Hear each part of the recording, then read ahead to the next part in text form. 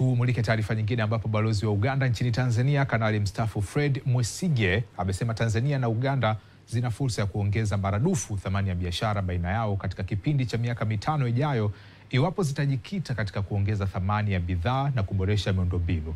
Akizungumza katika mkutano wa kibiashara kati ya Uganda na Tanzania unaofanyika jijini Kampala nchini Uganda, Kanali mstaafu Mwesigye amesisitiza kuwa nguvu ya Afrika ipo katika umoja wake, na pale ambapo nchi za Afrika zinashirikiana kibiashara zinajenga uimara na nguvu ya pamoja. Taarifa zaidi na mwandishi wetu Faidha Ngaga.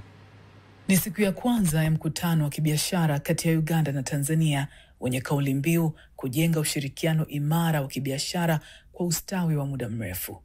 Mwakilishi wa balozi wa Tanzania nchini Uganda, Masunga Biteko, amesema kuwa serikali ya Tanzania imejidhatiti kushirikiana na wadau mbalimbali kuhakikisha inatengeneza mazingira bora ya kibiashara.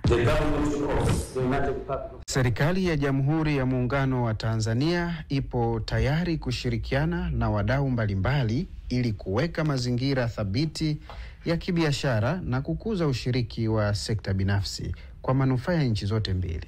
Balozi wa Uganda nchini Tanzania, Kanali mstaafu Fred Mwesigye, amesema kuwa Tanzania na Uganda zote zimeonyesha utayari wa kisiasa wa kuwezesha biashara huria kustawi pasi na vikwazo. Maombi yangu kwa Waganda waone hizi bandari ambazo zinaendelea kuboreshwa katika Tanzania.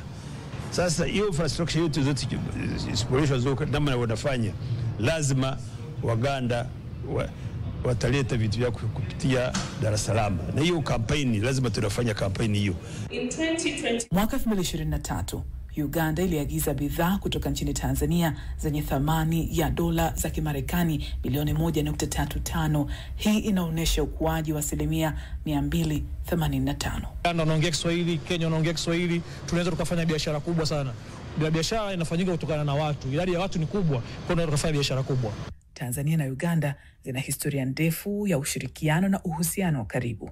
Na ziara hii ya kibiashara ya siku 5 inahudhuriwa na wadau mbalimbali kutoka nchi zote mbili. Wafanyabiashara wanaoshiriki ziara hii pamoja na watunga sera na waratibu wa biashara wanatarajiwa kutembelea maeneo mbalimbali ya viwanda na miradi ya maendeleo ili kupata uelewa wa moja kwa moja kuhusu jinsi shughuli zinavyoendeshwa. Faidha Ngaga, TBC, Kampala, Uganda.